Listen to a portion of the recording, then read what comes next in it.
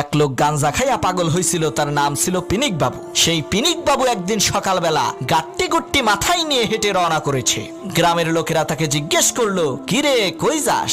পিনিক বাবু বলল, আমি ঢাকা যাই। লোকেরা বলল, যাক আপদ একখান বিদায় হইল। পরের দিন সকালবেলা গ্রামের মানুষ ঘুম থেকে উঠে দেখে পিনিক বাবু বাড়িতে। সবাই অবাক হয়ে জিজ্ঞেস করলো, কিরে বাবু, তুই না ঢাকা গেলি, তুই আবার বাড়িতে আসলি কিভাবে? সেই পিনিক বাবু কয়, ভাই হাঁটতে হাঁটতে ঢাকা যাওয়ার অর্ধেক পথ গতকালকেই শেষ করে আসছি। সন্ধ্যা হয়ে গেছিল তো তাই বাড়িতে চলে আসছি। চিন্তার কোনো কারণ নাই, আমি ব্রিজের গোড়ায় চিহ্ন দিয়ে এসেছি। আজকে আবার ওই ব্রিজের গোড়া থেকে হাঁটা শুরু করব, তারপর ঢাকা চলে যাব। শোনো মুসলমান, আমরা ওই পিনিক বাবুর মতোই ঈদের দিন সকালে নামাজ পড়ে দান খয়রাত করে আল্লাহ তাআলার কিছুটা নৈকট্য লাভ করি। তারপর নাচ গান অশ্লীলতার বেহায়াপনায় লিপ্ত হয়ে ঈদের দিন সন্ধ্যা করে আবার আমরা পথভ্রষ্ট হয়ে আগের জায়গায় ফিরে আসি।